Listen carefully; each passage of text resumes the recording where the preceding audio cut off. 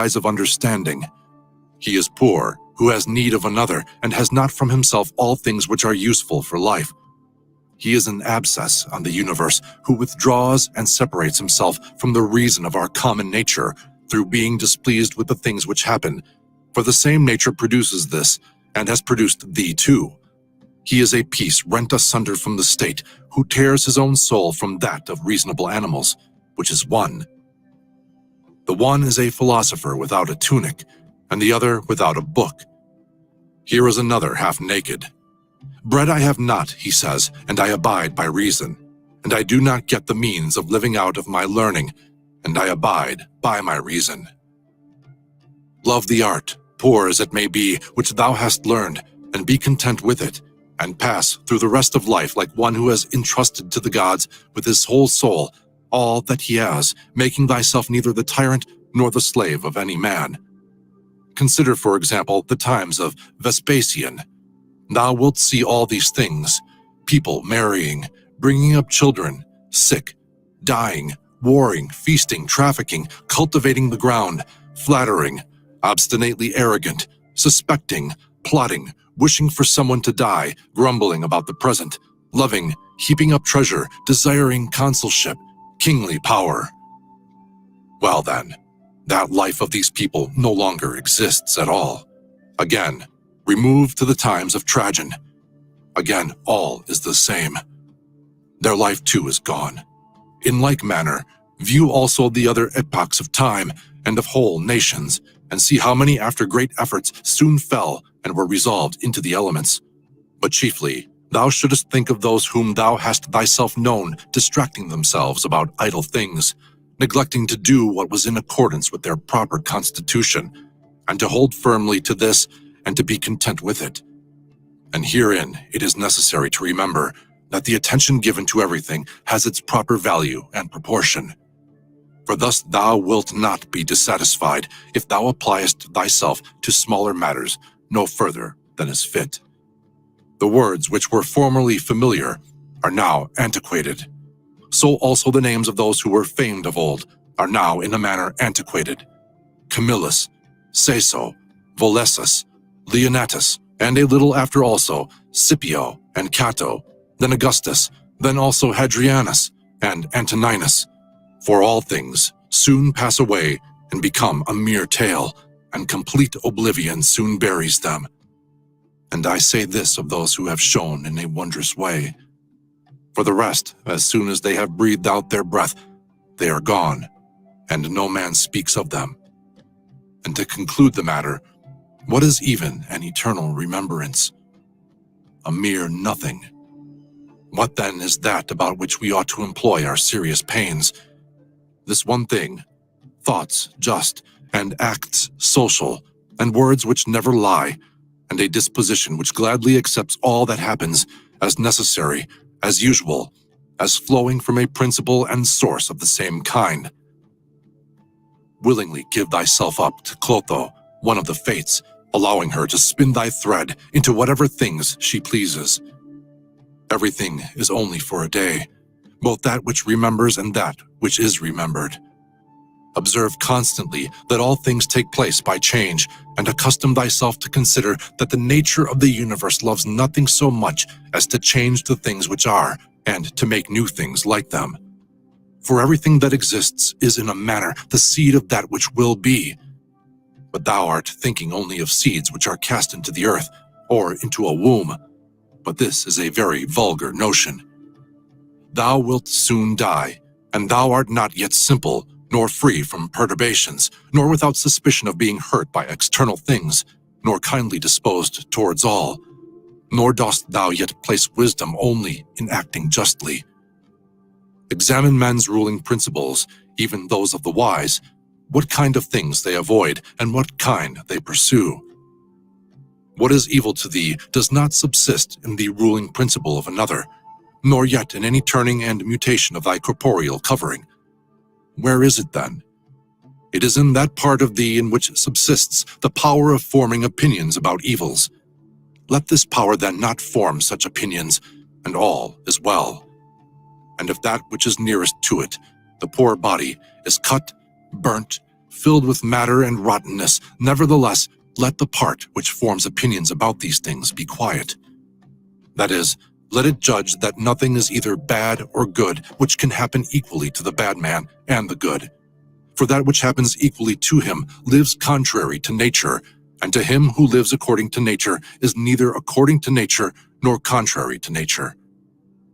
Constantly regard the universe as one living being, having one substance and one soul, and observe how all things have reference to one perception, the perception of this one living being, and how all things act with one movement, and how all things are the cooperating causes of all things which exist.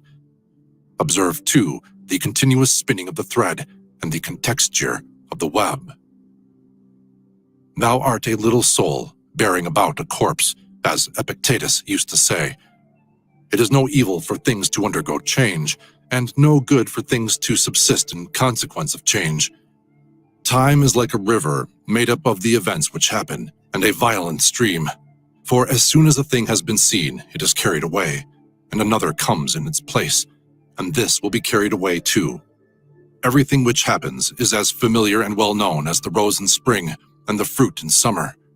For such is disease and death and calumny and treachery and whatever else delights, fools, or vexes them. In the series of things, those which follow are always aptly fitted to those which have gone before, for this series is not like a mere enumeration of disjointed things, which is only a necessary sequence, but it is a rational connection, and as all existing things are arranged together harmoniously, so the things which come into existence exhibit no mere succession, but a certain wonderful relationship. Always remember the saying of Heraclitus, that the death of earth is to become water, and the death of water is to become air, and the death of air is to become fire, and reversely.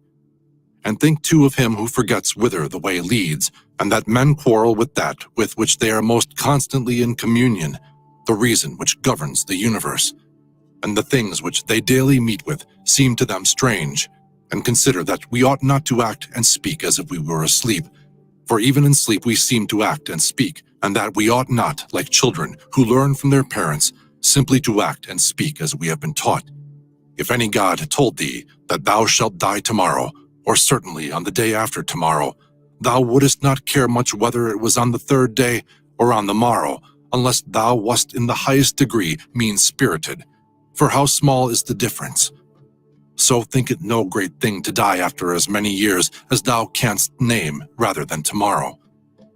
Think continually how many physicians are dead after often contracting their eyebrows over the sick, and how many astrologers after predicting with great pretensions the deaths of others, and how many philosophers after endless discourses on death or immortality. How many heroes after killing thousands, and how many tyrants who have used their power over men's lives with terrible insolence as if they were immortal, and how many cities are entirely dead, so to speak, Hellas and Pompeii and Herculaneum and others innumerable. Add to the reckoning all whom thou hast known, one after another. One man after burying another has been laid out dead, and another buries him, and all this in a short time. To conclude, always observe how ephemeral and worthless human things are, and what was yesterday a little mucus, tomorrow will be a mummy or ashes.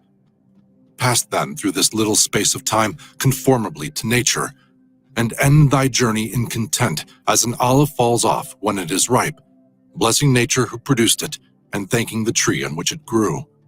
Be like the promontory against which the waves continually break, but it stands firm and tames the fury of the water around it. Unhappy am I because this has happened to me? Not so. But happy am I, though this has happened to me, because I continue free from pain, neither crushed by the present nor fearing the future. For such a thing as this might have happened to every man, but every man would not have continued free from pain on such an occasion. Why then is that rather a misfortune than this a good fortune? And dost thou, in all cases, call that a man's misfortune which is not a deviation from man's nature? And does the thing seem to thee to be a deviation from man's nature when it is not contrary to the will of man's nature? Well, thou knowest the will of nature. Will then this which has happened prevent thee from being just, magnanimous, temperate, prudent, secure against inconsiderate opinions and falsehood? Will it prevent thee from having modesty, freedom, and everything else, by the presence of which man's nature obtains all that is its own? Remember, too, on every occasion which leads thee to vexation, to apply this principle. Not that this is a misfortune, but that to bear it nobly is a good fortune.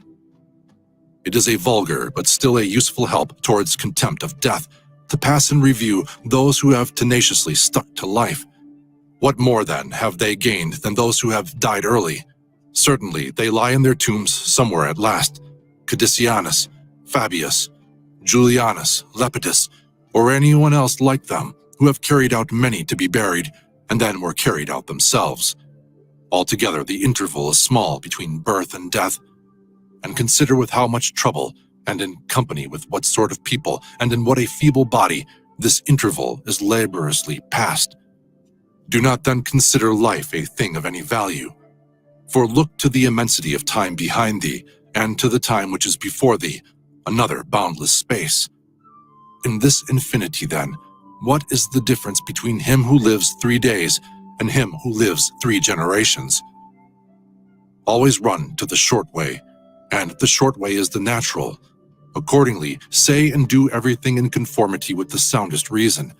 For such a purpose frees a man from trouble and warfare and all artifice and ostentatious display. Book 5. In the morning, when thou risest unwillingly, let this thought be present: I am rising to the work of a human being.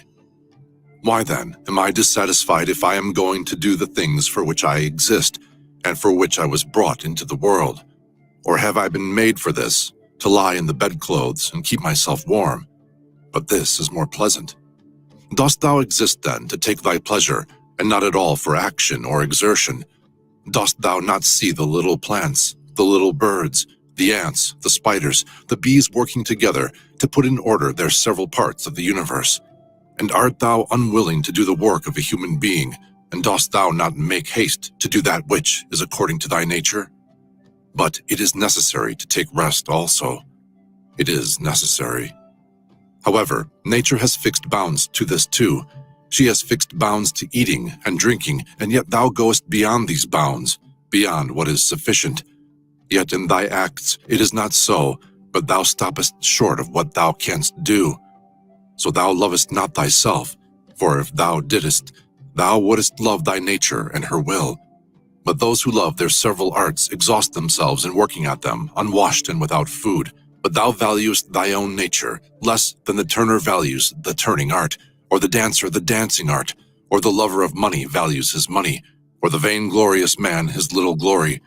And such men, when they have a violent affection to a thing, choose neither to eat nor to sleep, rather than to perfect the things which they care for.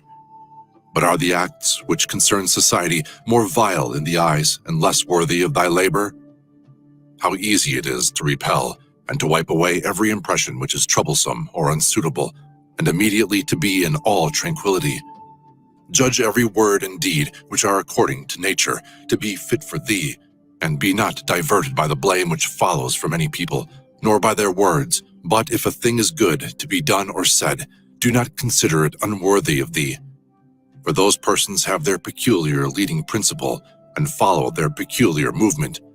Which things do not thou regard, but go straight on, following thy own nature and the common nature, and the way of both is one.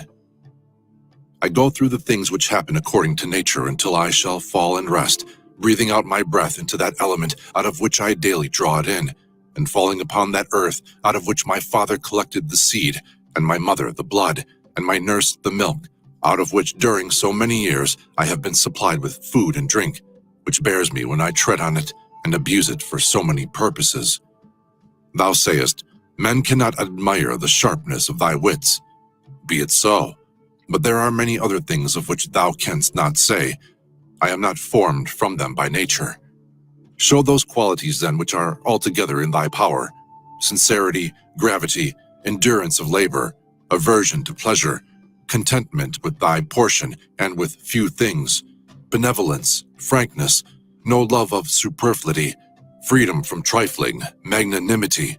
Dost thou not see how many qualities thou art immediately able to exhibit, in which there is no excuse of natural incapacity and unfitness, and yet thou still remainest voluntarily below the mark?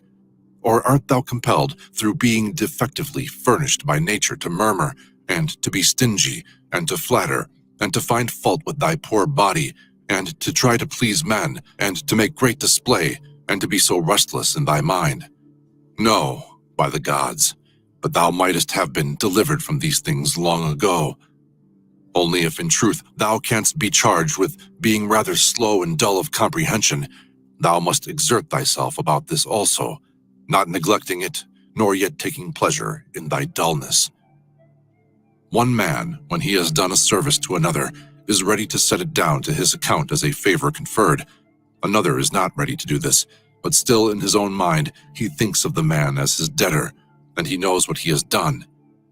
A third, in a manner, does not even know what he has done, but he is like a vine which has produced grapes, and seeks for nothing more after it has once produced its proper fruit.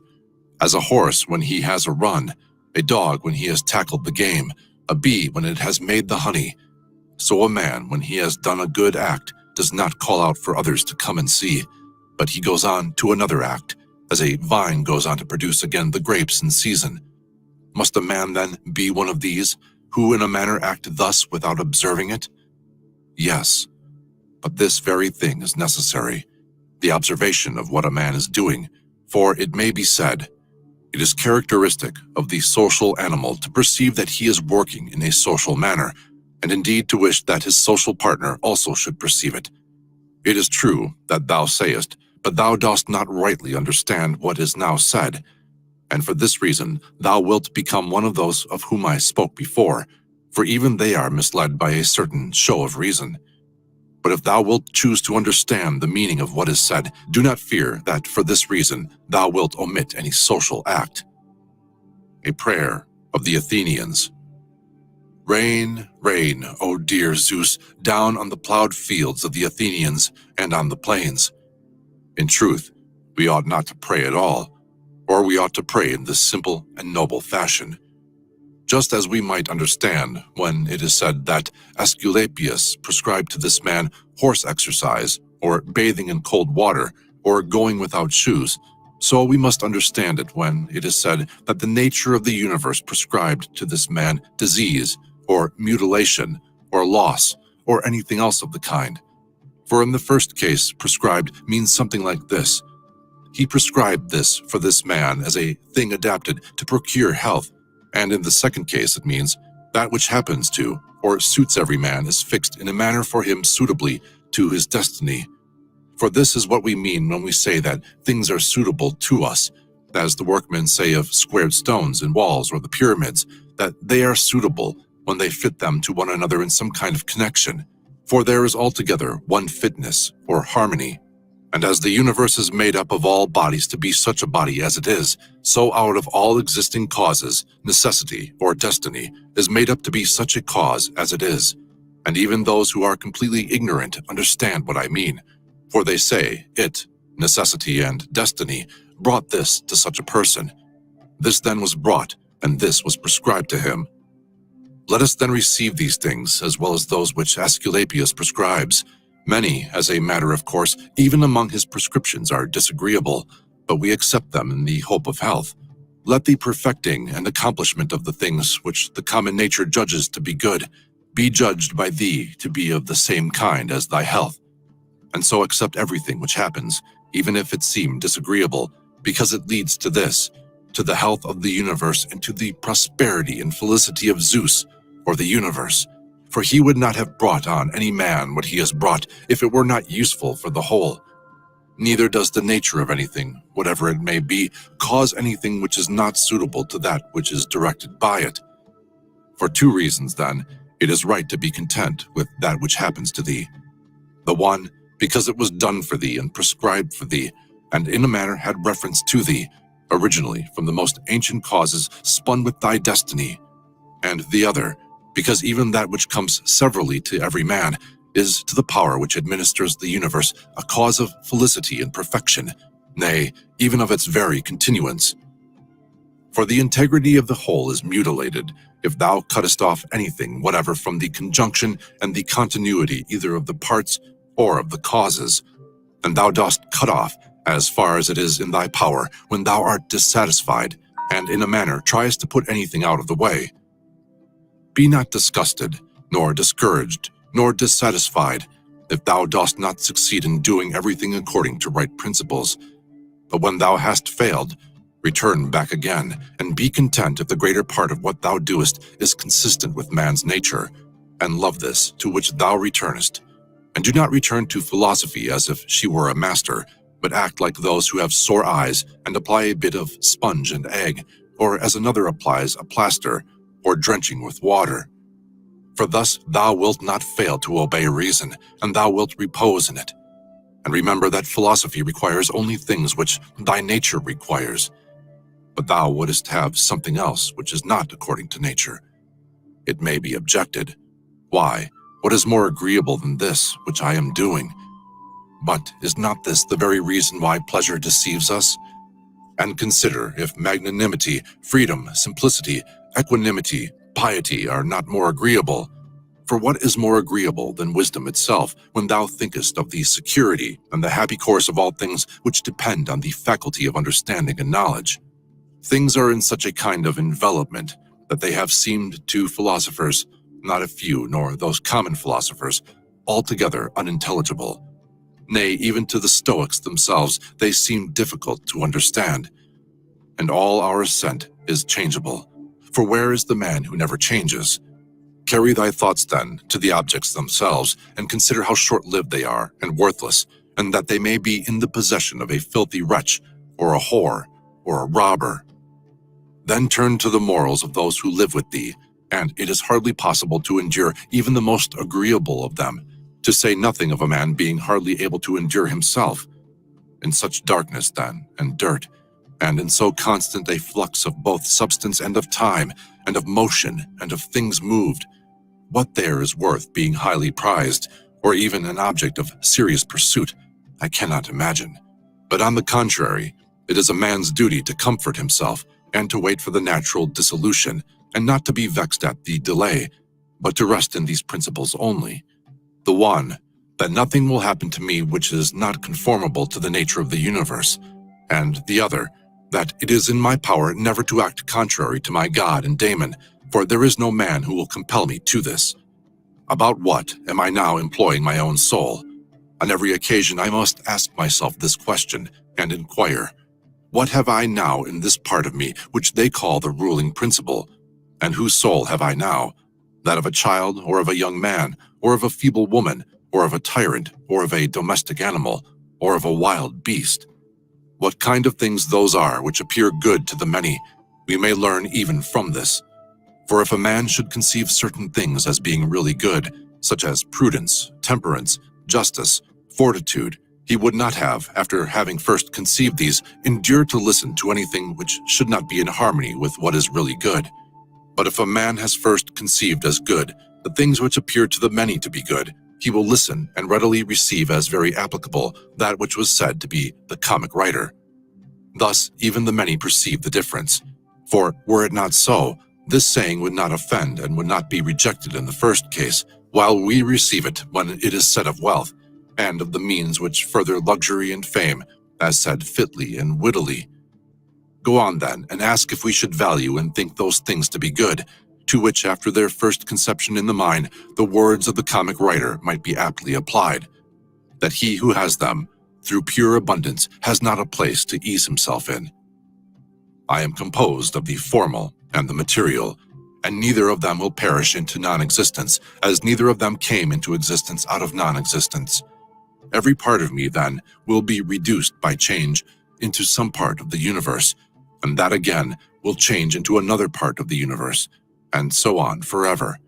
And by consequence of such a change, I too exist, and those who begot me, and so on forever in the other direction, for nothing hinders us from saying so, even if the universe is administered according to the definite periods of revolution. Reason and the reasoning art, or philosophy, are powers which are sufficient for themselves and for their own works. They move then from a first principle, which is their own, and they make their way to the end which is proposed to them.